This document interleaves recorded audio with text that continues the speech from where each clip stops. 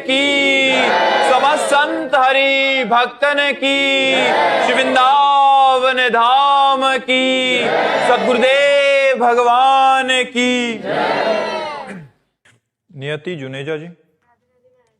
राधे राधे महाराज जी। महाराज जी, मुझसे किसी का भी प्रतिकूल व्यवहार सहन नहीं होता और मेरे मन में हमेशा ये डर बना रहता कि कोई मेरे बारे में क्या सोचता है। ये नेगेटिव बात है और ये तुम्हें दुख देगी, दुख के सिवा कुछ नहीं देगी। इसको छोड़ने की जरूरत है। अध्यात्म को स्वीकार करो, भगवान नाम जप करो और प्रतिकूलता को मुस्कुरा के सहना सीखो। कौन क्या कहता है इससे बेपरवाह रहो, तब तो आनंदित हो जाओगे। मेरे विषय में कौन क्या कहता है, अगर ये चिंतन बनाए रखोगे तब तो निगेटिव विचार आपको डिप्रेशन में पहुंचा देंगे। उसकी मौज, हम क्यों उसकी मौज में अपनी मौज मिलाए? हम तो अपनी मौज में रहना, अपनी मस्ती में। लोग अपनी मस्ती में रहना नहीं सीखते। लोग दूसरों के व्यवहार से दुख सुख का अनुभव करते हैं, इसीलिए फंसे रहते हैं। कोई कभी संसार में एक जैसा व्यवहार नहीं करता, कभी अनुकूल व्यवहार करता है, कभी प्रतिकूल व्यवहार करता है, क्योंकि द्वंद्व का नाम दुनिया है। ये अपने अपने मति के अनुसार चलेगी। हमको अपनी मस्ती में रहना। तुम्हारा मन आवे हमको अच्छा कहो, तुम्हारा मन आवे बुरा कहो। तुम्हारा मन है हम अच्छे या बुरे जैसे अपने प्रभु के हैं। जब तक आप प्रभु के नहीं बनोगे, जब तक आप जो प्रभु के हो, प्रभु के हैं, बनना क्या है, पर जब तक स्वीकार नहीं करोगे आपको, आप प्रभु को, और नाम जप नहीं करोगे, शास्त्र स्वाध्याय सत्संग नहीं करोगे, तब तक ज्ञान नहीं होता। तो अज्ञान की यही दशा है। लोग क्या कह रहे हैं, वो हंस रहा है किसी और बात को लेके, ये तो हमको देख के हंस रहा था। वो जल रहा है, वो नाना प्रकार के निगेटिव चिंतन से परेशान हो रहा है। ये सब ठीक नहीं है। कौन क्या कह रहा, छोड़ो, अपनी मस्ती में रहो और सहना सीखो। मनुष्य जन्म मिला है सहने के लिए। प्रतिकूलता सहो, मान सहो, अपमान सहो, दुख सहो, सुख सहो। सुख सहने का मतलब अभिमान ना आने पावे, और दुख सहने का मतलब शोक ना आने पावे, उदास ना होने पावे। मुस्कुराकर बड़े से बड़े दुख को पार करना, ये भगवान के भक्त का स्वरूप होता है। इसलिए भगवान के भक्त बनो, भगवान का नाम जप करो, भगवान की महिमा सुनो, तो तुम्हारा हृदय पवित्र होगा। पवित्र हृदय समता में आता है और अपवित्र हृदय विषमता में आता है। प्रथम अवस्थी जी। राधा वल्लभ श्री हरिवंश। श्री हरिवंश महाराज जी। महाराज जी, वेदों में कहा गया है एकोहम बहुश्यामा। महाराज जी, परमात्मा एक होकर अनेक रूपों में प्रकट होते हैं। महाराज जी, जब समस्त जीव परमात्मा के ही अंश हैं, तो जो भगवत स्वरूप अवतार होते हैं तथा हम जैसे सामान्य जीवों में तात्विक अंतर क्या है? क्या ये अंतर केवल बोध और चेतना की अवस्था है, अथवा अवतार के समय परमात्मा अपनी पूर्ण शक्ति और विशेष संकल्प के साथ प्रकट होते हैं? अंश और अंशी, ये सब अंश का अवतार है और वो अंशी का अवतार होता है। अंश पांच भौतिक शरीर लेकर जन्मता मरता है। अंशी चिदानंदमय अवतार लेकर प्रकृति को अधीन करके अपनी लीला करता है। अंश प्रकृति के अधीन होकर के कर्म करता है। अंशी प्रकृति को अधीन करके लीला करता है। भगवान जब जिस समय जैसी आवश्यकता होती वैसी सामर्थ्य धारण करके अवतरित होते हैं। अंश और अंशी में इतना अंतर है जैसे समुद्र और तरंग में। समुद्र और तरंग में, समुद्र से करोड़ों तरंगें उत्पन्न हो सकती हैं, लेकिन एक भी तरंग समुद्र उत्पन्न नहीं कर सकती। तरंग समुद्र में लय हो गई तो वो भी समुद्र ही हो गई, और समुद्र से ही उत्पन्न हुई थी, समुद्र का ही अंश थी। जब समुद्र में लीन हो गई तब समुद्र हो गई, नहीं तो तरंग नाम अलग है उसका। उसकी सामर्थ्य समुद्र जैसी नहीं है। समुद्र में अनंत तरंगें हैं, लेकिन एक तरंग समुद्र उत्पन्न नहीं कर सकती। ऐसे ही जब जितनी आवश्यकता होती है, जब अंशी परमात्मा स्वयं अवतार लेता है, जैसे रामावतार, कृष्णावतार, नरसिंहावतार, वाराहावतार, कूर्मावतार, मत्स्यावतार, बुद्धावतार, कल्कि अवतार, भगवान के जो अवतार हैं, ये भगवान जगत मंगल के लिए अवतरित होते हैं और उन्हीं का परमात्मा अंश जीव है। जब ये साधना के द्वारा अपने अज्ञान को मिटा करके परमात्मा स्वरूप में लीन हो जाता है, तो भी समुद्र तरंग समुद्र में लीन हो गई। अब वो भी ब्रह्मविद ब्रह्मवि भवति, अब वो भी परमात्मा स्वरूप हो गया। लेकिन उसके अधीन प्रकृति नहीं है। बड़े बड़े ब्रह्म ऋषि हुए, उनके अधीन प्रकृति नहीं है कि वो जो माया को आदेश करे वही करेगा। ये काम केवल भगवान का है। उत्पत्तिम च विनाशम च भूतानामा गतिम गतिम वेद विद्याम अविद्याम सष्टारो भगवान इति। उत्पत्ति करना, विनाश करना, विद्या प्रकट करना, अविद्या में बांध लेना, गति प्रकट करना, दुर्गति कर देना, ये केवल भगवान के अधीन है, किसी ब्रह्म ऋषि के अधीन नहीं। पूरी सृष्टि का सजन पालन संहार लय ये सब वो परमात्मा करता है। उसी परमात्मा का चिंतन करके उसमें लय हो गए, लेकिन उतनी सामर्थ्य नहीं कि जो चाहे सो पूरी सृष्टि का परिवर्तन कर दे, ऐसा किसी में नहीं। वो केवल भगवान में है। कोई ब्रह्म ऋषि भगवत प्राप्त हो जाए, चाहे जितना भगवान की समानता में स्थित हो जाए, लेकिन भगवान अद्वितीय है। भगवान जैसे सिर्फ भगवान है, दूसरा कोई नहीं। जब तक दूसरापन है तब तक उसमें वो जो भगवान में लीन हो गया तो भगवान में हो गया, अब वो तो भगवान ही है। पर जब तक दूसरे शरीर में है तब तक उतनी सामर्थ्य नहीं है। जब भगवान में लीन हो गया तो बात अलग हो गई। अगर शरीर में है तो ऐसा नहीं कि वो प्रकृति को अपने वश में कर ले, प्रकृति के अधीन शरीर रहता है। जो अंशी है वो प्रकृति से परे है, जो अंश है वो प्रकृति से परे है, लेकिन हमारा शरीर प्रकृति के अधीन रहता है। और भगवान का शरीर चिदानंदमय है, विकार रहित है। हमारा विकार युक्त विनाशी है, उनका अविनाशी और चिदानंदमय स्वरूप है। जो द्वापर में श्री कृष्ण ने उतार लिया वही अभी दर्शन कर सकते हो, अब भी विराजमान है इसी ब्रज में, इसी वृंदावन में। पर साधना करो, भजन के द्वारा वो नेत्र प्राप्त करो और मानस नेत्रों से, प्रेम नेत्रों से भगवान की दिव्य लीला का अवलोकन करो। तो समझ में आई बात? तेज सिंह जेरिया जी इंदौर से। प्रिय प्रिय वादिनी सखी जो की सदा जय हो। गुरुदेव, गुरु के दर्शन से, इष्ट के दर्शन से और आचार्य के दर्शन से जो प्रसन्नता होती है उसका भोक्ता कौन होता है? इंद्रियां या अंतःकरण या जीवात्मा? अंतःकरण, अंतःकरण। कर्ता और भोक्ता अंतःकरण होता है, जीवात्मा निरपेक्ष होता है। जो गुरु है वही जीवात्मा है, वही परमात्मा है। भोक्ता अंतःकरण होता है, मन बुद्धि चित्त अहंकार। जो अहंकार है अंतःकरण का, वो भोक्ता होता है। जो स्वरूप है वो कर्ता भोक्ता नहीं है, वो निरपेक्ष है और वो एक है, सबका एक है। दर्शन से आपके जो ऐसी उमगन उठती है एकदम हाँ, तो आपने अभी अपने को अंतःकरण माना है। आप अंतःकरण में अभी आप हैं तो आपको लगता मुझे बहुत आनंद हुआ, तो आपको आनंद थोड़ी हुआ, अंतःकरण ने। जैसे गुरु को देखा किसने? नेत्रेंद्री ने। ये गुरु है ऐसा बोध किसने कराया? बुद्धि ने। ये मेरे हैं, ये किसने? मन। कितने सुंदर है, कैसे है, क्या है? ये चित्त। और मैं इनका हूं, ये अहम। इसको आनंद हुआ। बुद्धि, मन, चित्त, अहम, अंतःकरण को जो अपना स्वरूप है वही गुरु का स्वरूप है। गुरु के स्वरूप में और अपने स्वरूप में इतना अंतर नहीं है। जब शिष्य को बोध हो जाता है सही माने में तो गुरु स्वरूप हो जाता है। वो जानत तुम्हें तुम्हें हो जाए, वो भगवत स्वरूप हो जाता है।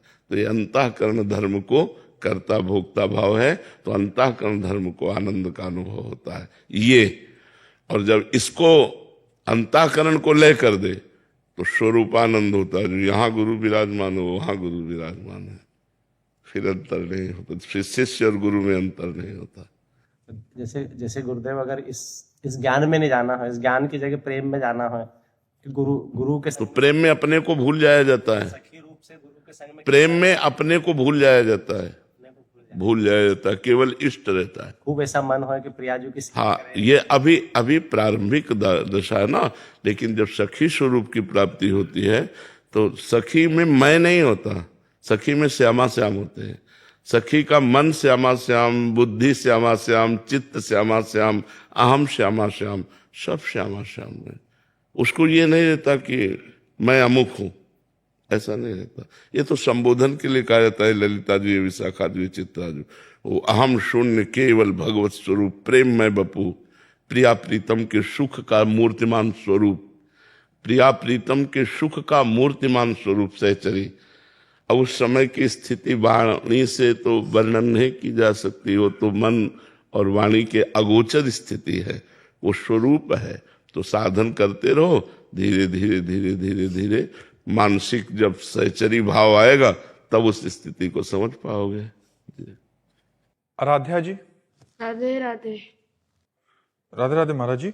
महाराज जी, अगर भक्ति अहंकार में बदल जाए तो उसे क्या कहें या क्या करना चाहिए? भक्ति ही नहीं है, वो भक्ति ही नहीं है, वो भक्ति नहीं थी, वो अहंकार से। भक्ति कभी अहंकार में नहीं बदलती, भक्ति का बदलना होता है दैन्य में। भक्ति सदैव दैन्य में बदलती है। वो भक्ति ही नहीं थी, पाखंड था, वो नाटक था, इसलिए वो अहंकार जनित दोष से युक्त है। नहीं तो भक्ति अगर आप स्वाभाविक शुरू करेंगे तो दैन्यता आनी प्रारंभ हो जाएगी, अहंकार नहीं। अहंकार जहां आता है वो भक्ति नहीं होती, वो भक्ति नहीं होती, भक्ति दूषित होती है। वो अगर वो भक्ति का आचरण भी करता दिखाई देता है तो बहुत बड़ा दोष है अहंकार। अहंकार अगर जहां भक्ति में आया तो भक्ति भक्ति नहीं रह जाती। भगवत ऋषि जी ने लिखा है, विद्या रूप महत्व कुल धन यौवन अभिमान सट कंटक देखे जहां रहे न भक्ति निदान। रहे न भक्ति निदान स्वांग सब नगर नारी के विषयीन हाथ बिकाए ने रिझवर भतारी के। कह रहे हैं कि जहां विद्या का अहंकार, रूप का अहंकार, महत्व का, कुल का, धन का, यौवन का, ये साधना का अहंकार रहता है, वहां ये कांटे हैं मानो। इन कांटों पर हमारी भक्ति महारानी नहीं चलती। जिसके अहंकार रूपी हृदय में कांटे बिछे हुए हैं, इन कांटों पर भक्ति महारानी नहीं चलती। तो बोले फिर वो भक्त तो दिखाई देता है। बोले स्वांग सब नगर नारी के। नगर नारी कहते हैं वैश्या को। वैश्या जैसे पूरा श्रृंगार करती है तो अपने पति को रिझाने के नहीं, पर पुरुषों के। तो वो भक्त भरतार श्री हरि को रिझाने के लिए नहीं, विषयी पुरुषों को रिझाकर धन संपत्ति और मान प्रतिष्ठा प्राप्त करना चाहता है, वो भक्त नहीं है, वो पाखंड है। इसी को पाखंड कहते हैं। तो जहां ज्ञान वैराग्य भक्ति है वहां अहंकार नहीं है, जहां अहंकार है वहां ज्ञान नहीं है, वहां वैराग्य नहीं, वहां भक्ति नहीं है। अक्षत जी। राधे राधे महाराज जी। महाराज जी, आपके चरणों में कोटि कोटि प्रणाम। महाराज जी, शास्त्रों में संतों को पारस कहा गया है, जिनके स्पर्श मात्र से लोहा मतलब जीव सोना बन जाता है। महाराज जी, हम पूज्य भाई जी और पूज्य बाबा महाराज जैसे महाभक्त संतों के चरित्र सुनते हैं। आप स्वयं पारस मणि रूप में यहाँ विराजमान, और मैं एक लोहे के समान जीव आपके सानिध्य में बैठा हूँ। मैं नित्य नाम जप करने का सानिध्य नहीं कहते, पास बैठने को सानिध्य नहीं कहते। एक दिन एक संत की सेवा में एक भगत थे, तो समझते थे सिद्ध पुरुष है, जिस दिन कृपा करेंगे हमें धनी बना देंगे, धन की लालसा से। तो एक दिन कहा, बेटा तुम क्या चाहते हो? तो कहा, गुरुजी वास्तविक हृदय की बात है, हम धनी बनना चाहते हैं। कहा ठीक है, मैं यमुना स्नान करके आता हूं, हमारी कुटिया में पारस मणि रखी, मैं वो तुम्हें दे दूंगा। और यमुना स्नान करने गए, अब उनको व्याकुलता बढ़ी, पूरी कुटिया में पारस मणि ढूंढ डाली कि कहाँ है पारस मणि, कहीं मिली नहीं। लौट के आए, उनका गुरुजी पारस मणि तो कुटिया में है नहीं। बोले वो डिबिया में रखी है ना सामने, लोहे की डिबिया में, लोहे की डिबिया में पारस मणि रखी। तो कहा, गुरुजी काहे को मजाक करते हो? पारस मणि के स्पर्श से लोहा तुरंत सोना बन जाता है। अगर डिबिया में पारस मणि रखी होती तो सोना ना बन जाती। बोले लाओ इधर। लाए तो रुई में रखी हुई थी, बीच में रुई का पर्दा था, रुई के ऊपर पारस मणि और वो डिबिया में रखी थी। रुई जो हटाई, पारस मणि छुआ, सोना बन गया। तो जब तक अपना अहंकार है, तन मन धन वाणी आदि को समर्पित नहीं किया है, तब तक पारस मणि का स्पर्श नहीं कहा जा सकता। जहां स्पर्श हुए तो जो वही सोई तुम बन गए। पारस मणि और संत में इतना अंतर है कि पारस मणि स्वर्ण बना देती है और संत पारस मणि बना देता है। अपने से छू जाए तो आप उस शरीर से चाहें सब कीन्हा, आप उस शरीर अपने समान बना देते हैं। पारस मणि तो स्वर्ण बना देती है, लेकिन संत अपने समान बना देते हैं। ऐसा संत और पारस मणि में अंतर है। कुश जी दिल्ली से। राधे राधे। राधे राधे महाराज जी। महाराज जी, मैं आपकी कृपा से आपके बताए और समझाए मार्ग पर चलने का प्रयास कर रहा हूं, परंतु मैं अपने निजी जनों को उनकी छोटी से छोटी भूल पर भी अपने आप उनको टोकने लग जाता हूं। फिर कुछ दिन बाद वही गलती मेरे से खुद से हो जाती है और मैं गिर जाता हूं। फिर मन में बहुत जलन होती है, भजन में बाधा नाम होती जप है। करो, नाम जप करो, अध्यात्म शक्ति बढ़ाओ। जितना अध्यात्म शक्ति बढ़ाओगे उतना ही आपकी बुद्धि काम करेगी ठीक, और ठीक बुद्धि काम करेगी तो ये सब छोटी छोटी बातों से आप ऊपर निकल जाएंगे। वो हमारे लिए क्या सोच रहा है, वो हमारे लिए क्या कर रहा है, नाना प्रकार की निगेटिव विचारों की धाराएं चलती रहती, जिसमें कभी चिंता, कभी शोक, कभी हर्ष, कभी ऐसे। कब तक हम इन छोटी छोटी माया के विकारों में बंधे रहेंगे? थोड़ा ऊपर उठो। ये समुद्र है, चिंताओं का समुद्र है। चिंताओं के समुद्र से पार होना है तो जहाज पे बैठ जाओ। नानक नाम जहाज है, चढ़े से उतरे पार। नाम रूपी जहाज में बैठ गए, चिंता शोक समुद्र संसार से पार हो गए। खूब नाम जप करो, देखो आप में कितना ज्ञान जागृत होता है। आपकी बुद्धि कैसी परम पवित्र सब विकारों को हटाती चली जाएगी। और नाम जप नहीं तो बातों से माया नहीं विजय की जा सकती। बातों से माया पर विजय प्राप्त नहीं की जा सकती, ये बहुत प्रबल है। भजन बल से विजय प्राप्त की जा सकती है। तो रोज नियम बनाओ, 10,000 नाम, 20,000 नाम, 30,000 नाम, ऐसे काउंटर से गिन करके जपो तो एक हमें खुशी होगी कि कल हमने 15 जपा था, आज 16 जपा, आज 16 जपा, कल 17 जपूंगा। तो ऐसे जब हम नाम जब बढ़ाते हैं तो हमारे अंदर अध्यात्म शक्ति बढ़ती है, और उस अध्यात्म शक्ति से ही हम माया पर विजय प्राप्त करते हैं। पीयूष वर्मा जी। राधे राधे महाराज जी। राधे राधे महाराज जी। महाराज जी, जब भगवान सब भक्तों के लिए समान है, तब दर्शन के समय अलग अलग प्रकार के अनुभव या अवस्थाएं या व्यवस्थाएं आपकी मांग, आपकी मांग, आप जैसी मांग करोगे वैसा। आपको भगवान मेरी माँ के रूप में आओ, भगवान जगदम्बा बन गए, दुर्गा बन गए। जब जहां जैसे भक्तों ने मांग की या भक्तों को आवश्यकता हुई, भगवान वैसा रूप धारण कर लिए। अब प्रहलाद जी के लिए भयंकर रूप की आवश्यकता थी, क्योंकि भयंकर बलवान त्रिभुवनपति हिरण्यकश्यप, तो नरसिंह रूप धारण किया, फाड़ के फेंक दिया। जब जिस समय भक्त को जो आवश्यकता पड़ी या जैसी भावना रही, भगवान ने वैसा रूप धारण कर लिया। जाकी रही भावना जैसी, प्रभु मूरत देखी तिल तैसी। जैसे हम भावना से युक्त होते हैं वैसे ही हमें भगवान दिखाई देते हैं। या जैसी भक्त को आवश्यकता पड़ी, भगवान वैसा रूप धारण कर लेते हैं। इसमें भगवान वो एक ही है, लेकिन हम जैसा रूप चाहेंगे वैसा रूप। सर्वांतर्यामी सर्वशक्तिमान भगवान है ना, तो हमारी भावना है कि भगवान काश अगर हमारे बालक होते। तो देखो नंद यशोदा के बालक बने, देवकी वसुदेव जी के बालक बने, कौशल्या दशरथ जी के बालक बने। भगवान हमारे यार होते तो भगवान कितने उपासकों के मित्र बने। भगवान मेरे पिता होते जो हमें प्यार करते, तो भगवान पिता की तरह प्यार करेंगे। जैसा हम भाव करें वैसा भगवान है। भगवान कैसे? हमारी भावना जैसी वैसे भगवान। भगवान को आज तक कोई ये नहीं कह पाया कि भगवान इतने और ऐसे, क्योंकि इतने नहीं कह सकते, अनंत है। ऐसे नहीं कर सकते क्योंकि सर्वरूप है। तो जैसी तुम भावना करोगे वह, निराकार तो निराकार, साकार तो साकार, सगुण तो सगुण, निर्गुण तो निर्गुण, जैसे तुम चाहो वैसे साक्षात्कार कर लो। भगवान कैसे? जैसे तुम चाहोगे वैसे। समझ पा रहे हो आप?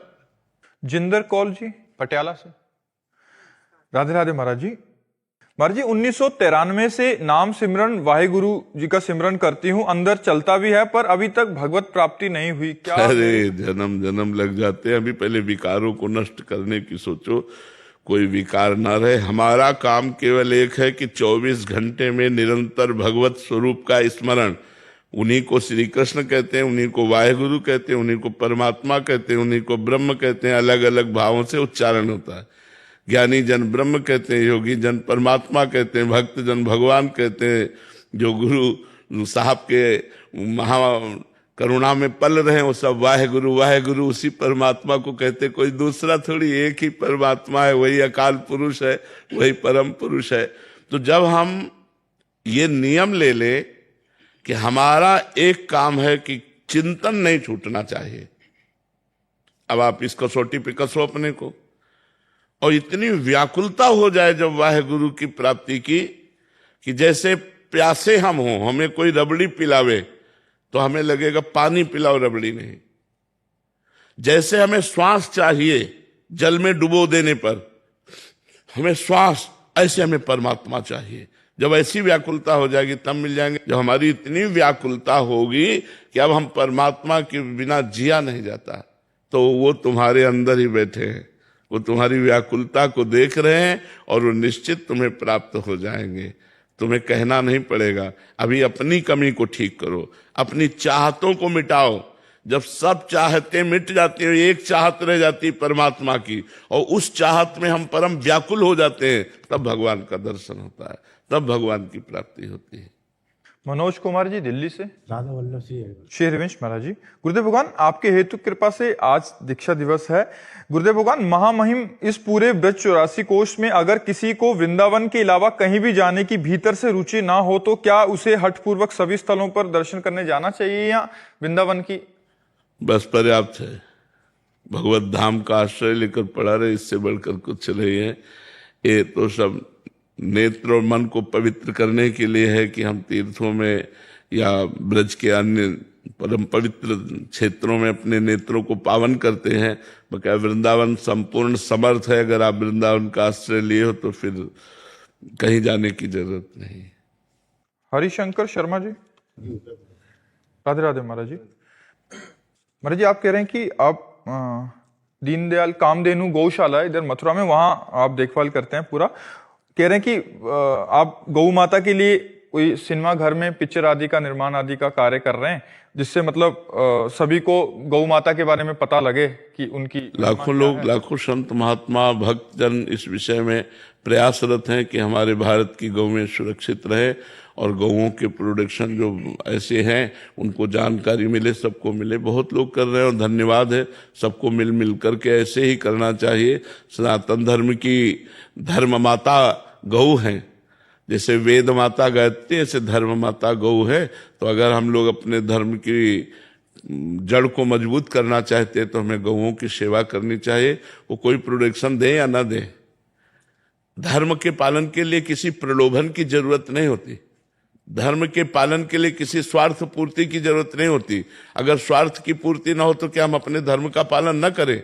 गौ रक्षा करना, गौ सेवा करना, गौओं को सुव्यवस्थित रखना, ये हमारा धर्म है। इसीलिए हम कई बार एकांतिक में भी कह चुके हैं कि अगर आप सनातन धर्मावलंबी हैं और हम कह रहे हैं महीने में 100 रुपये आप निकालिए, महीने में 100 रुपये, और सब लोग 100-100 रुपये निकाले, तो हमारी गायें जो बाहर भटक रही हैं, जो अव्यवस्थित हैं, वो व्यवस्थित हो जाए। और जो धनी मानी पुरुष हैं तो मनोरंजन में मत खर्चा करो, उसे धर्म में खर्चा करो। बड़ी बड़ी गौशालाएं खोलो, और जो बीमार गौएं हैं, दूध नहीं देती हैं, साढ़ हैं, जो बाहरी जंगलों में से छोड़ दी गई गायें हैं, आवारा गायें, उनको एकत्रित करो, उनकी सेवा करो। ये तो बहुत सुंदर कार्य है और बहुत लोग कर रहे हैं। कई लोग यहाँ मिले भी हैं आकर के, तो बहुत धन्यवाद है। ऐसा करना चाहिए जी। पुष्पेंद्र शर्मा जी मथुरा से। राधा वल्लभ श्री हरिवंश महाराज जी, आपके चरणों में कोटि कोटि प्रणाम। महाराज जी, मेरा प्रश्न है कि यदि मोक्ष प्राप्ति के बाद आत्मा का परमात्मा में विलय हो जाता है तो आत्मा की अपनी कोई पहचान नहीं बचती? नहीं, कोई पहचान नहीं। इसी का नाम मोक्ष है। तरंग का समुद्र में लय हो जाना, तरंग की कोई सत्ता न रह जाना, यही मोक्ष है। जो ईश्वर अंश था वो अपने अंशी में लीन हो गया। जैसे तरंग समुद्र का अंश है, समुद्र में लीन हो गई तो वो समुद्र हो गई। ब्रह्मविद ब्रह्मैव भवति, जो ब्रह्म को जान लेता है वो ब्रह्म स्वरूप हो जाता है। जो ब्रह्म स्वरूप हो जाता है उसका अस्तित्व खत्म हो जाता है, वो ब्रह्ममय हो गया। इसीलिए प्रेमी जन इससे डरते हैं। विभेमि कैवल्यता अलम विषय वार्तया नरक कोटि विभत्सया वृथा श्रुति कथाश्रमो बत विभेमि कैवल्यता परेश भजनोन्मदा यदि सुखादया किम तथा परंतु मम राधिका पद रसे मनो मज्जतु। ये विषय वार्ता तो बंद करो। ये कोटि नरकों से भी भयावनी विभत्स है। अलम विषय वार्तया नरक कोटि विभत्सया वृथा श्रुति कथाश्रमो। हरिवंश महाप्रभु कहते हैं, मेरे सामने बेकार में आप परिश्रम करते हैं वेद चर्चा करने का, क्योंकि वेद का जो लक्ष्य है वो मोक्ष है, और विभेमी कैवल्यता, मुझे मोक्ष से डर लगता है। क्यों? क्योंकि जब हम उसी में लीन हो गए तो सेवा कैसे करेंगे? हम वही बन गए तो स्वाद कैसे लेंगे? मुझे मोक्ष नहीं चाहिए, मैं उनकी दासी बनकर, दास बनकर, उनका मित्र बनकर, उनका सेवक बनकर उनको दुलार करूंगा और उनके सुख का रसास्वादन करूंगा। यह है प्रेम लक्षणा भक्ति, जो मोक्ष का भी त्याग कर देती है। वो आनंद प्रेम में है जो मोक्ष का भी त्याग कर दे। दीयमानम न गृह्णन्ति बिना मत सेवनम जनाहा। आप पूछ रहे हैं कि महाराज जी मोक्ष का अनुभव कौन करता है? आप आगे पूछ रहे हैं कि मोक्ष का अनुभव कौन करता है, या अनुभव करने वाला नहीं रह जाता? अपने आप से ही अपने आप का अनुभव है, किसी का और का थोड़ी है। मैं आपका अनुभव करूं तो अनुभव होता है, अपने आप से ही अपने आप में है।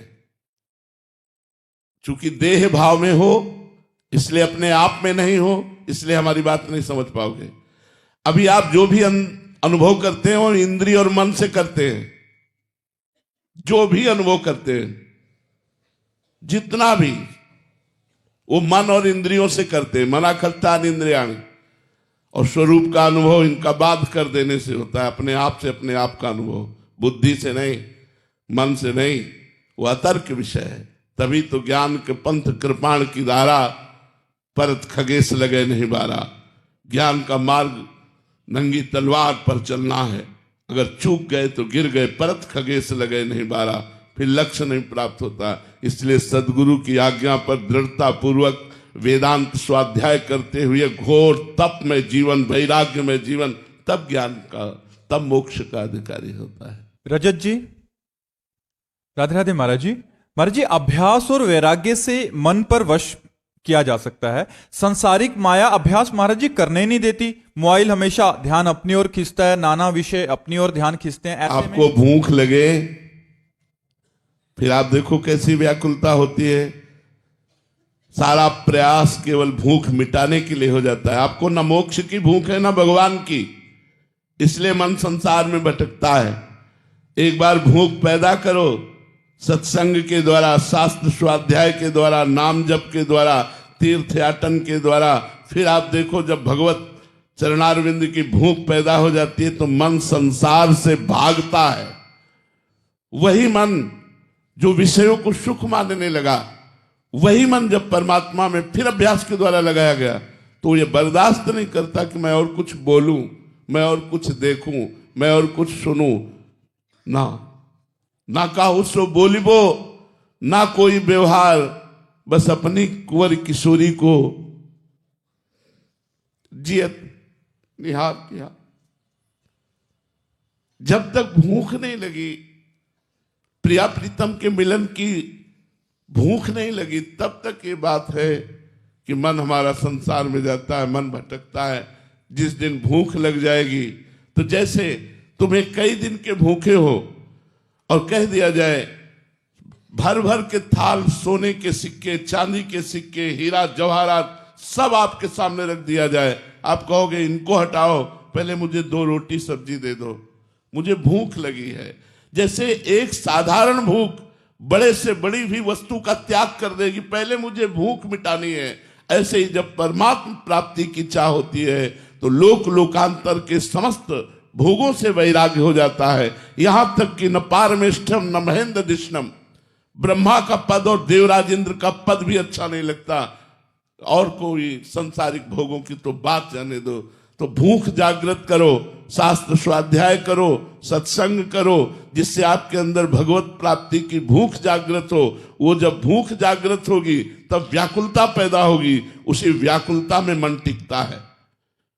जब मन परमात्मा के लिए व्याकुल हो जाता है तब फिर बात बनती है। अभी तो पाप नष्ट होंगे, पहले भजन करो कुछ वर्षों तक, तो जिससे पाप नष्ट हो, जो तुमसे गलतियां हुई, जो तुमसे अपराध हुए वो भस्म हो, तब तक हृदय जलेगा, मन भटकेगा। और बराबर अभ्यास में बने रहे तो मन जहां पवित्र हुआ तो ऐसे डूब जाएगा पूछो मत। सुखी मीन जहां नीर अगाधा, जैसे अगाध समुद्र में मछली किलोले करती है, ऐसे ही भगवान के नाम रूप लीला धाम में मन किलोले करने लगता है, फिर नहीं भागता। जैसे बड़ा सरोवर मिलने पर छोटे गड्ढों की याद नहीं आती, जैसे समुद्र मिलने पर फिर उस सरोवर की याद नहीं आती, ऐसे ही भगवान की प्राप्ति होने पर फिर त्रिभुवन का कोई सुख उसे परास्त नहीं कर सकता। हाँ, यदि अहंकार अभी बकाया रह गया है भगवत साक्षात्कार होने पर भी, तो भगवान की कोई ऐसी लीला हो सकती है जिससे उसके अहंकार का नाश हो, अन्यथा भगवत साक्षात्कार किए हुए महापुरुष को कोई भी परास्त नहीं कर सकता। झुक सकता है, फिसल सकता है, परास्त नहीं हो सकता। ना में भक्ता प्रणश्यति, भगवान उसके अहंकार को नष्ट करने की कीन हो। जैसे गरुण जैसे महाज्ञानी, गरुण महाज्ञानी गुण राशि, भगवान के वाहन, तो कीन हो कब हो अभिमाना, शोक हो वंचा कृपा निधाना। कभी अभिमान किया होगा तो भगवान उसी अभिमान को मिटाना चाहते हैं, वो लीला बात अलग है। नहीं, भगवत साक्षात्कार, भगवत अनुरागी मन विषय लंपट नहीं होता। बबीता जी दिल्ली से, राधे राधे महाराज जी। महाराज जी, वो कौन सी सूक्ष्म रेखा है जिसे ध्यान में रखकर हम महत्वाकांक्षाओं को परमार्थ की ओर ले जाने वाली निष्काम सेवा में बदल सकें, जीवन और मृत्यु के भय से मुक्त होकर शाश्वत शांति प्राप्त कर? चिंतन, चिंतन, चिंतन न छूटने पावे। तदर्पिता अखिलाचारिता तद विस्मरणेन परम व्याकुलतेति। समस्त आचरण भगवान को समर्पित हो, जरा सा भी भगवत विस्मरण होने पर व्याकुलता पैदा हो जाए, ऐसी व्याकुलता जैसे मछली को जल से निकालो तो प्राण छटपटाने लगते हैं, ऐसे हम व्याकुल हो जाएं। यदि एक क्षण के लिए भी भगवान को भूले, अगर हम ये लक्ष्य रखेंगे, ये बिंदु रखेंगे, तो हमें शाश्वत शांति मिल जाएगी, मोक्ष मिल जाएगा, परमात्मा प्रेम मिल जाएगा, जो भी चाहेंगे लोक लोकांतर का सब कुछ मिल जाएगा। पर हमारा लक्ष्य बने कि हम नाम ना भूले, हम प्रभु को ना श्वासा श्वासा नाम जपे, दुविधा रहा है न कोई। जो रोज नाम जप करता है, निरंतर नाम जप करता है, उसमें दुविधा नहीं रहती, वो निश्चित भगवत प्राप्त हो जाता है। जब भगवान मिल गए तो फिर ये माया मिलने की क्या, माया तो पीछे डोलती है भक्तों के पीछे। माँ की तरह माया भक्तों का पोषण करते हुए पीछे डोलती, वो शोषण नहीं करती। शोषण उसका करती है जो अहंकार पूर्वक माया का भोग करना चाहता है। इसलिए वो सूक्ष्म रेखा है भगवत चिंतन। अनन्य चेता सततम यो माम स्मृति नित्यशः तस्याहम सुलभा पार्थ नित्य युक्तस्य योगिना। जो मेरा अनन्य चिंतन करता है मैं उसे सुलभ हो जाता हूं। अनन्य चिंतन, अन्य चिंतन ना हो, एकमात्र भगवान का निरंतर चिंतन, बस आप सिद्ध हो गए, भगवत प्राप्त हो गए। इसी के लिए पूरा जीवन प्रयास किया जाता है, अभ्यास किया जाता है। अनिल भल्ला जी गुरुग्राम से, राधे राधे महाराज जी। महाराज जी, यदि हम स्थूल शरीर से अच्छा या बुरा कर्म करते हैं तो वो हमारे संचित कर्म या प्रारब्ध बन जाता है, लेकिन क्या ये नियम हमारे सूक्ष्म एवं कारण शरीर पर भी लागू होता है? हाँ, कर्म का प्रेरणात्मक स्वरूप तो कारण है, निर्णयात्मक स्वरूप अंतःकरण सूक्ष्म शरीर है, और क्रियात्मक स्वरूप स्थूल शरीर है। तो तीनों तो जुड़े हुए हैं ना। जैसे कोई भी संकल्प बनेगा सूक्ष्म शरीर में, मन में, तो स्वभाव से बनता है संकल्प। बोले बड़ा राक्षसी स्वभाव का आदमी है, कैसे क्रूर कर्म करता है। तो स्वभाव, संकल्प और क्रिया तीनों एक से जुड़े हुए कनेक्शन है। स्थूल सूक्ष्म कारण तीनों से जुड़ा हुआ है। सतोगुणी स्वभाव तो सात्विक संकल्प सात्विक क्रिया, रजोगुणी स्वभाव तो राजसिक संकल्प राजसिक क्रिया, तमोगुणी स्वभाव तो तामसिक संकल्प तामसिक क्रिया। स्वभाव कारण शरीर, संकल्प विकल्प निश्चय आदि चिंतन आदि सूक्ष्म शरीर, और क्रियान्वित होना स्थूल शरीर। स्थूल सूक्ष्म कारण तीनों का कनेक्शन है, और तीनों को ही भोगना पड़ता है। सुख दुख या जैसा भी तीनों को भोगना पड़ता है। कल्पना जी कानपुर से, राधे राधे महाराज जी। महाराज जी मेरा प्रश्न है कि मैंने गुरु दीक्षा नहीं लिया लेकिन मैं राधा नाम का जाप करती हूँ, तो क्या मुझे इसका फल मिलेगा? सुना है बिना गुरु से सारी पूजा तो क्या राधा नाम किसी से सुना आपने? राधा नाम सुना ना किसी से, तो क्या वो गुरु नहीं है जिसने राधा नाम सुनाया आपको? मानने का ही तो खेल है केवल। मानो ना तो कंठी बंधवाने से गुरु थोड़ी होता है। मानने से हमने मान लिया कि राधा नाम हमको इन्होंने दिया, ये हमारे गुरु और राधा नाम मेरा मंत्र, हो गया काम। मानने से ही है, हम मान ले। किसी भी संत, अगर आप कोई भी नाम जप करते हैं तो कोई ना कोई संत बोला, तो संत बोला तो हम उस संत को गुरु मान लेते हैं और नाम को मंत्र मान लेते हैं और खुद जप करते हैं, हमारा परम कल्याण हो जाएगा। पूर्वी जी, राधे राधे महाराज जी। महाराज जी यदि कोई इंसान पाठ पूजा बहुत करता है परंतु दूसरों का दिल दुखाता है और दूसरा इंसान पाठ पूजा नहीं करता, दोनों अलग अलग हैं। एक पाठ पूजा करता है लेकिन दूसरे का दिल दुखाता है, तो पाठ पूजा सच्चिदानंद की है, उसका नाश नहीं होगा, लेकिन दिल दुखाने का उसे दंड मिलेगा। लेकिन जो किसी का दिल नहीं दुखाता पर पाठ पूजा नहीं करता, तो जीवन तो व्यर्थ ही जा रहा है ना। जीवन सच्चिदानंद से थोड़ी जुड़ गया, व्यर्थ समय नष्ट कर रहा है। हमारा जीवन भगवान का स्मरण, भगवत लीला कथा श्रवण, परोपकार और सत तीर्थयाटन, इनके द्वारा हम अपने शरीर को पवित्र करें, मन को पवित्र करें, परमात्मा चिंतन करें, इसके लिए मिला है। आप भजन नहीं करते लेकिन किसी का दिल नहीं दुखाते, तो जीवन तो व्यर्थ ही जा रहा है ना। जीवन कोई सार्थक थोड़ी हो रहा है। हाँ, आप गलत नहीं कर रहे हैं लेकिन आप सही भी तो नहीं कर रहे। सही क्या है? मनुष्य जन्म का लक्ष्य भगवत प्राप्ति, साधन धाम मोक्ष कर द्वारा, पाए न जे परलोक संहारा, सो परत्र दुख पावई, सिर धुनि धुनि पछताए, काल ही कर्म ईश्वर मिथ्या दोष लगाए, जो न तरह भवसागर असमाज नर पाए, स्वत निंदक मंदमति आत्महनन गत जाए। वो आत्महत्यारा है जो मानव शरीर प्राप्त करके उन्नति नहीं करता। उन्नति मतलब अब हमारे ऊपर लोक हैं, स्वर्ग लोक, महरलोक, जनलोक, तपलोक, ब्रह्मलोक, वैकुंठ लोक, गोलोक, साकेत, कैलाश।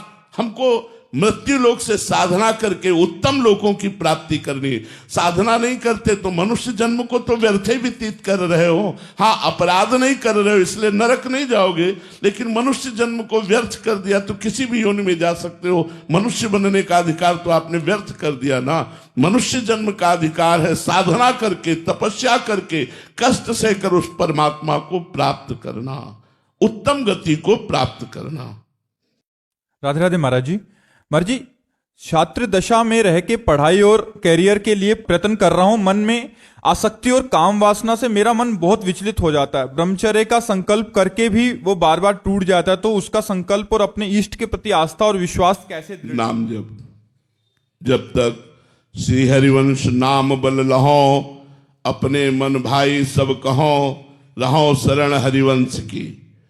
आचार्य गुरुदेव की शरण लेकर जब नाम जप करते हैं, उसी बल से हम इन शत्रुओं को परास्त कर देते हैं। नहीं, जरा सा चूक जाए तो छाचित्त गिरा देते हैं। ये कोई साधारण नहीं है, भागवतिक बल से संपन्न है। काम क्रोध आदि और संपूर्ण चराचर जगत इससे व्यथित है। कोई एक व्यक्ति नहीं, जितने बैठे सब व्यथित हैं। वही बच पाया है जो अपने मन को संभाल संभाल कर कदम कदम पे प्रभु में लगा रहा है। वो उतनी देर, जितनी देर लगा रहा है उतनी देर ही बच पा रहा है। जहां छोड़ा फिर गिरा देंगे। जहां थोड़ा सा मनोरंजन की भावना आई तो फिर गिरा देंगे। इनको जब तक हम, जैसे हमको एक परमहंस जी मिले थे, श्री ओंकारानंद सरस्वती जी नजफगढ़ में, तो जब हम वही 16-17 वर्ष के थे तब उन्होंने कहा, बेटा संत तो बन गए हो पर जीवन निर्वाह संत वेश में पूरा करना बहुत कठिन है। बड़े बुजुर्ग संत थे, 90-95 वर्ष के। उन्होंने कहा, बेटा जैसे बंदर सर्प को पकड़ता है तो पेड़ की डाली पर उसका मुंह रगड़ता है, फिर कान में लगा के देखता है, अगर सूं जरा सी भी आवाज आई फिर रगड़ता है। ऐसे साधक को अपने मन को रगड़ना चाहिए। अगर थोड़ा भी मन विषय अभिलाषी है तो फिर उसे रगड़ना चाहिए। तपस्या के द्वारा विषयी मन को मार देना चाहिए और निर्विषयी मन को बनाकर परमात्मा में लगना चाहिए। तो पूरी लड़ाई लड़ते लड़ते लड़ते लड़ते कभी न कभी तो हम विजय प्राप्त करेंगे ही, पर हमें लड़ाई नहीं छोड़नी है, हमें संकल्प नहीं छोड़ना है, हमें गलत कामों के छोड़ने का संकल्प करना है। अगर हम गिर जाते हैं तो फिर खड़े होते हैं, फिर संकल्प बनाते हैं। बहुत जन्म ऋषि मुनि साधना करके तब इस माया पर विजय प्राप्त करते हैं। अगर हम इसी जन्म में कलयुग की कृपा से, कलयुग की कृपा से, कलयुग समयुग आन नहीं, जो नर कर विश्वास, कलयुग के समान कोई महान युग नहीं। क्योंकि इस युग में जो 10-10 हजार वर्ष तक तपस्या करने का फल मिलता था, वो कुछ दिनों में मिल जाता है, चंद दिनों में तपस्या करने पर मिल जाता है। क्योंकि हमारी आयु ही 70, 80, 90, वहां 10,000 वर्ष तो तपस्या करते थे, यहां तो आयु ही 70, 80, 90 है। तो कलयुग की कृपा से यदि हम अभ्यास और साधना ठीक करें तो कम समय में उन ब्रह्म ऋषियों से देखते हुए जो 10-10 हजार वर्ष तक, 60-60 हजार वर्ष तक, अब देखो बड़े बड़े ऋषि मुनियों ने कितनी भारी भारी तपस्या करके इन दोषों पर विजय प्राप्त की। आज हम भगवान नाम कीर्तन, भगवान नाम जब, भगवत कथा, साधारण जीवन व्यतीत करते हुए असाधारण स्थिति को प्राप्त हो रहे हैं। तो कलयुग की कृपा नहीं तो और क्या है। तो हम कलयुग की कृपा से इसको दोषी ही ना ठहराएं, ये बड़ा कृपावान भी है। इसकी कृपा से कम समय में साधना तीव्र गति से गुरुदेव के चरणों का आश्रय लेकर यदि करें तो मन बहुत जल्दी निर्विकार हो जाए। तो हमको नाम जप बढ़ाना चाहिए, सत्संग सुनना चाहिए, और जहां से हमारा आचरण बिगड़े वहां से दूरी बनानी चाहिए। ऐसे लोगों से, मोबाइल के उन दृश्यों से, ऐसे मित्रों से हमें दूर हटना चाहिए जो हमको गलत की तरफ प्रेरित करते हैं, तो हम फिर निकल पाएंगे। संजय जी, राधे राधे महाराज जी, आपके चरणों में कोटि कोटि प्रणाम। महाराज जी, मेरी जो साधना हो रही है वो ईश्वर प्राप्ति के लिए है या मेरे स्वयं के उद्धार के लिए है? दोनों बातों में आप देख लीजिए, आप अपना उद्धार चाहते हैं या ईश्वर प्राप्ति चाहते हैं, वो तो आपके अंदर की बात है। अगर आप कहे हैं कि मैं संसार से मुक्त हो जाऊं तो आप अपने उद्धार के लिए कर रहे हैं। अगर यह है कि एक बार प्यारे को भर नेत्र देखूं तो भगवत प्राप्ति के लिए, एक बार देखूं मेरा प्रभु कैसा है, इतना सुना है और मैं उसका हूं, तो एक बार तो देखूं कैसे हैं श्याम सुंदर, कैसी है प्रियाजू। ये लगन लग जाना भगवत साक्षात्कार की है। और मैं ऊब गया इस संसार के मरण जन्म चक्र से, अब मैं मुक्त होना चाहता हूं। ये अपने उद्धार की बात है, दोनों में पहचान लो आपके हृदय में क्या है। जय कलवानी जी, राधे राधे महाराज जी। महाराज जी, अगर मुझे साधना करते हुए अभी शांति या रस या कोई अनुभव ना हो रहा हो तो महाराज जी अभी मेरी साधना में? हाँ, बिल्कुल बिल्कुल निश्चिंत रहना चाहिए। यदि साधना करते हुए कुछ भी अनुभव नहीं हो रहा है, लेकिन पापाचरण नहीं होना चाहिए, कोई गलत कार्य नहीं होना चाहिए, शास्त्र विरुद्ध कार्य नहीं होना चाहिए, तो वो प्रोसेस हो रहा है। वो आपके पाप कर्मों का, जन्म जन्म के जो पाप कर्म है उनका नाश करके वो आपको आगे बढ़ा रहा है।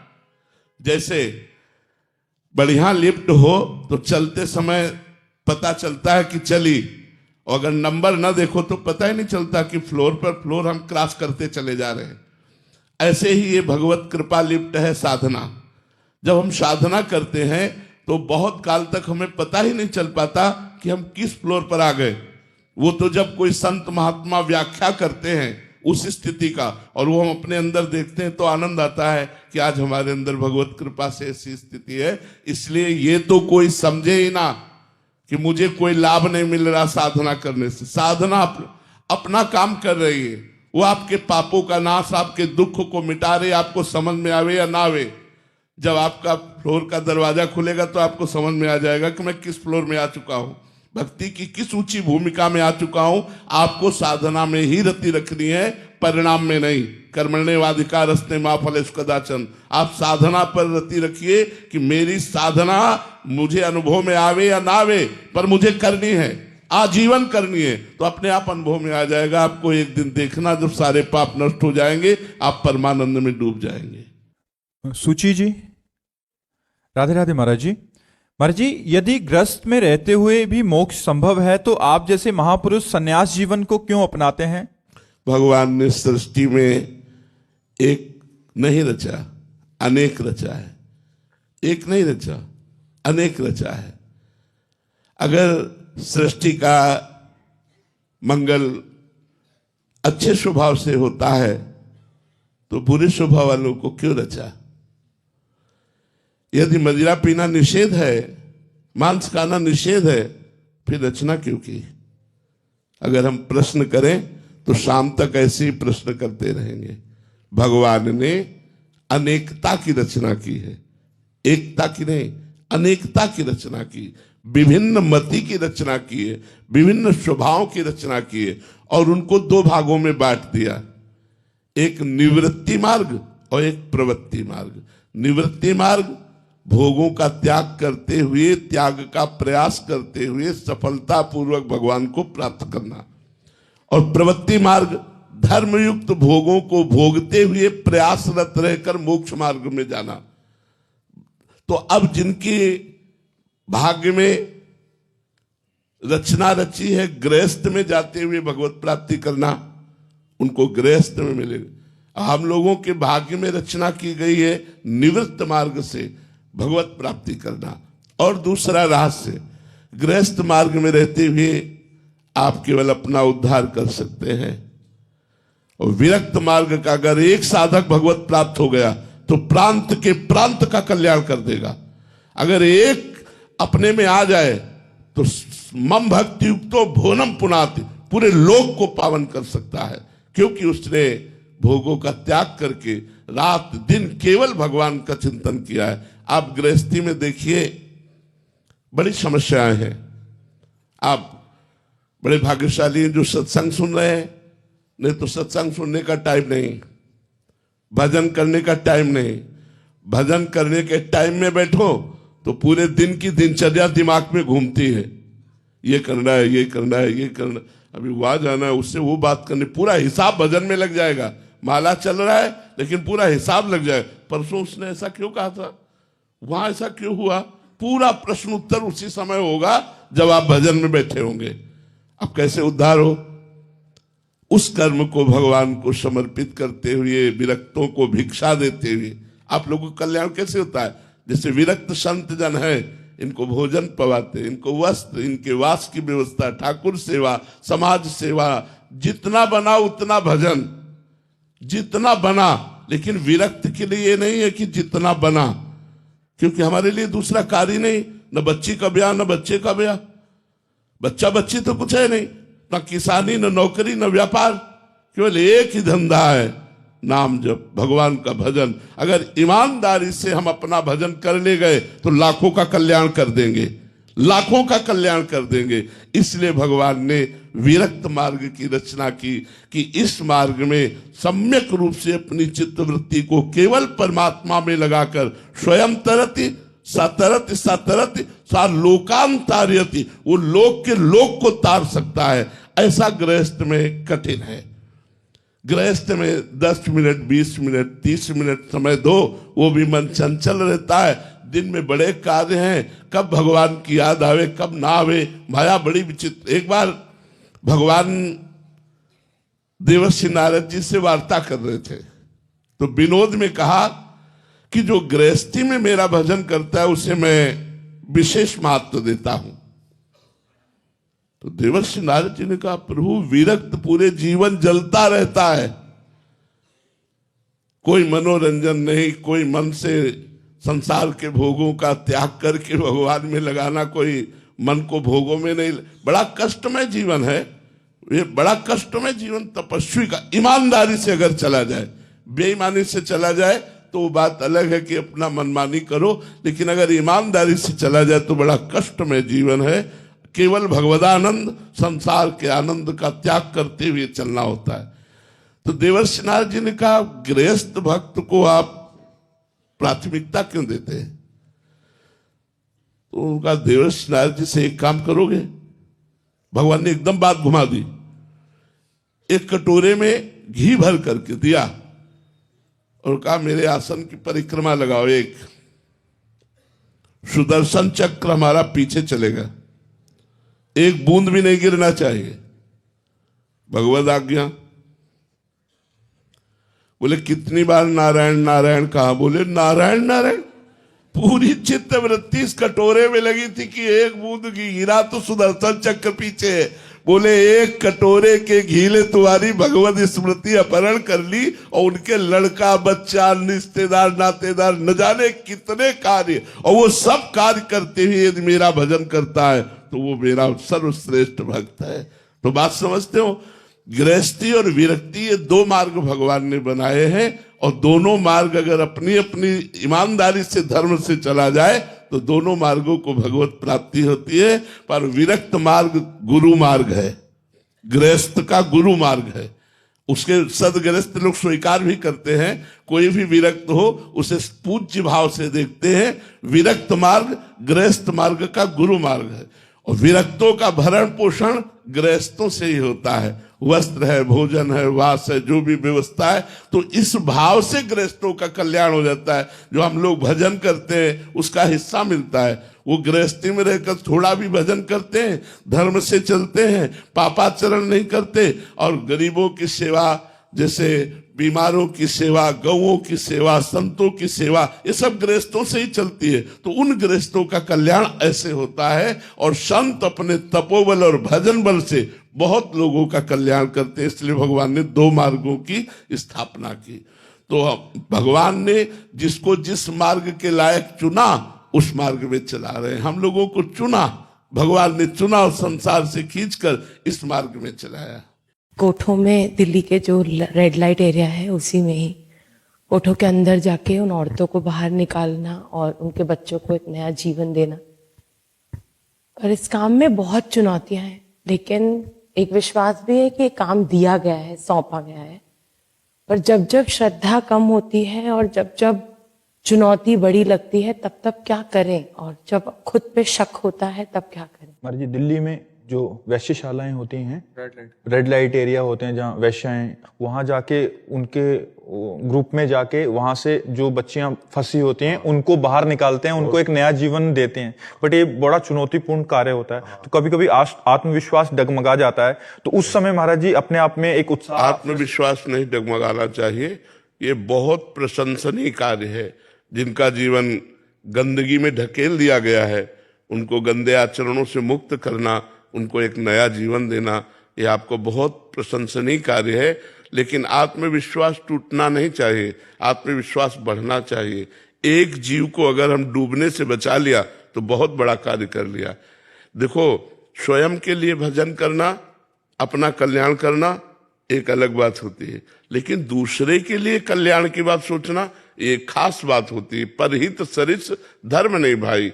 कई परिस्थितियों में बच्चियां ऐसे फंस जाती है, कई परिस्थितियां होती, कोई स्वाभाविक रुचि रख करके फंसता है और कोई कई परिस्थितियों में फंस जाती है।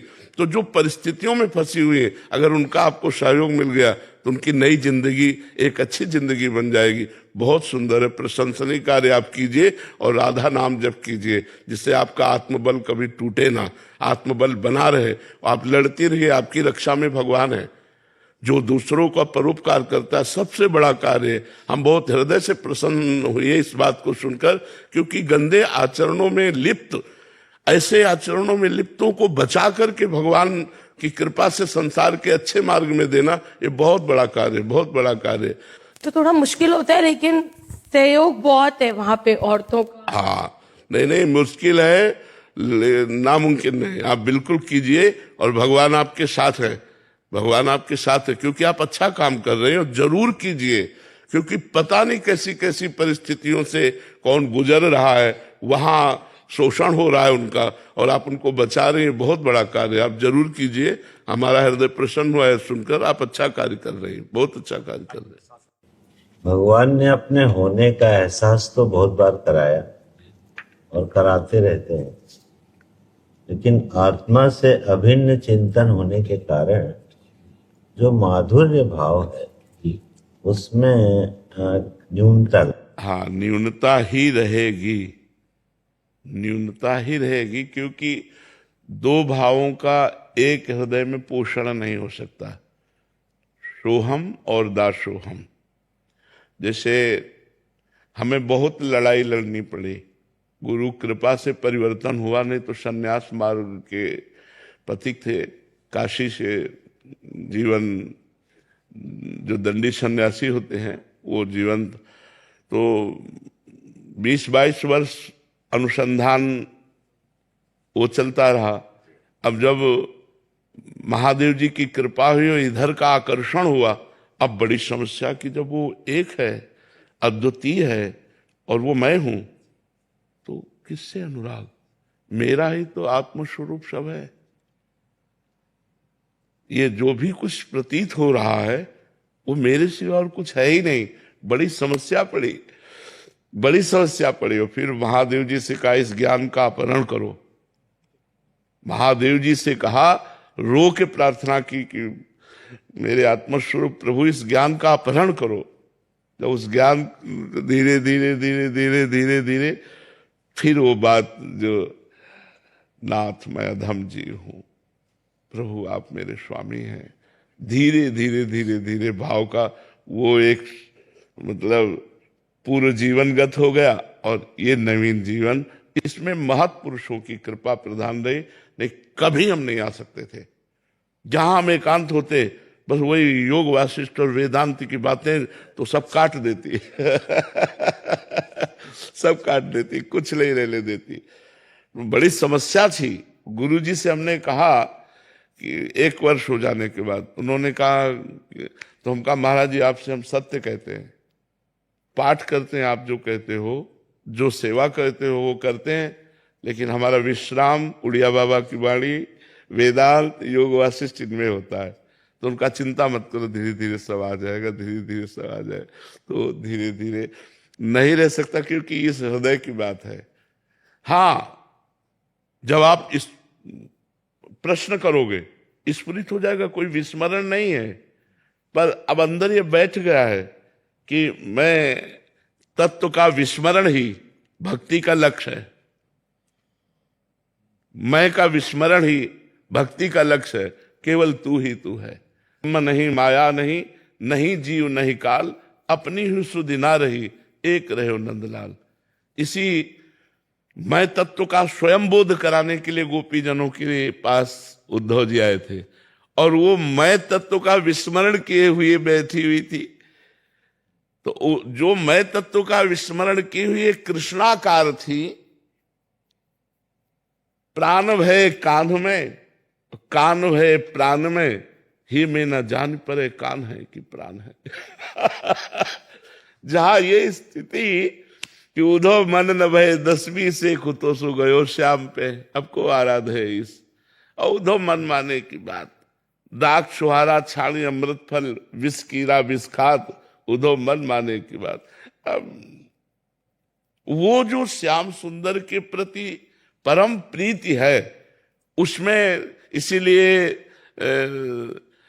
जो रस की बात जब कही गई, आप मतलब अन्यथा न लीजिए, जब रस की बात कही गई तो कहा गया यन नारदादेश सुकैरगम्यम वृंदावने वंजुल मंजु कुंजे तत्कृष्ण चेतो हरणैक विज्ञ मत्रास्त किंचित परमम रहस्यम।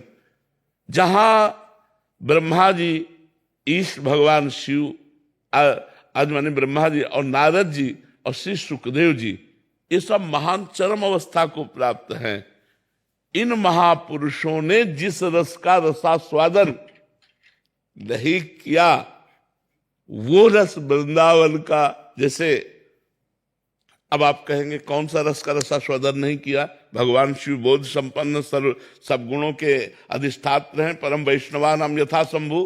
तो अब हम आपको इशारे से बता दें, पत्रावलिम रचितुम कुचयो कपोले, बद्धुम विचित्र कवरिम नव मल्लिका भी।